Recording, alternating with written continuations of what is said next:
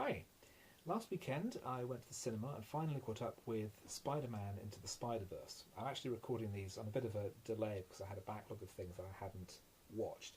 So I'm actually recording this the day that the trailer for Spider-Man Far From Home comes out.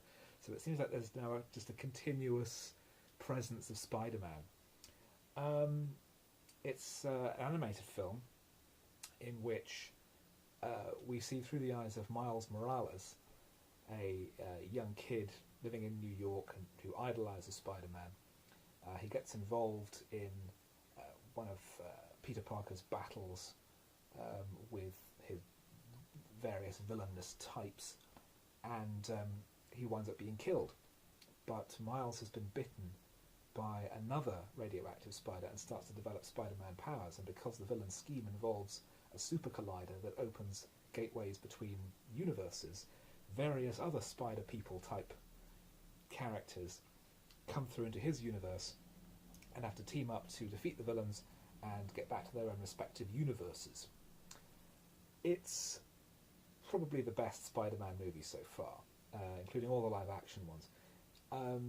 I found it very enjoyable, very warm and very funny, but more than anything else, it is visually dazzling. It looks, excuse me, it looks better than almost any animated film I can think of in the last 15, maybe 20 years. It has a completely unique visual style. It feels like comic book drawings that have come to life, to the extent where you can even see the dots used to make up colour magnified. Each of the spider characters from another dimension each have their own art style. So one is another Spider-Man who's older, more cynical. He's been through the ringer. Aunt May has died and he's divorced from Mary Jane. We have Penny Parker, who's from a kind of a manga version of the universe. We have a 1940s Private Eye Spider-Man played by Nicolas Cage.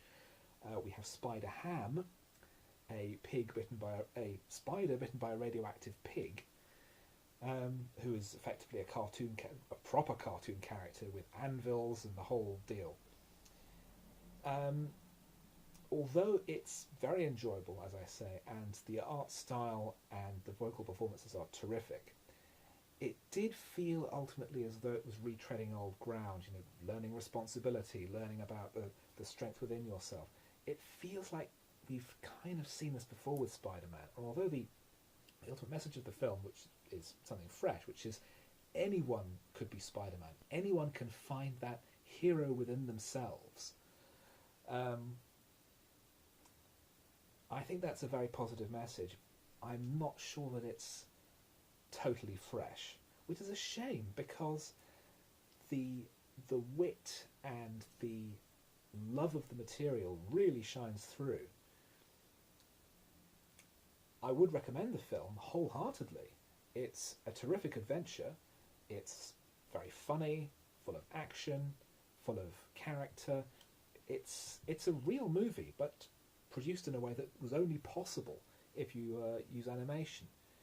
And although it is, as I say, one of the most visually sumptuous animated films in a very long time, I can't quite recommend it wholeheartedly, just because it doesn't have as much strength and originality in the overall ideas of the character journey than it does in other areas. And because ultimately character is king, character drives the plot, character is why you get engaged in a movie, if that's not 100%, then the film as a whole is not going to be 100%.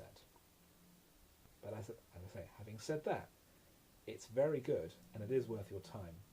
I just wish it could have been excellent.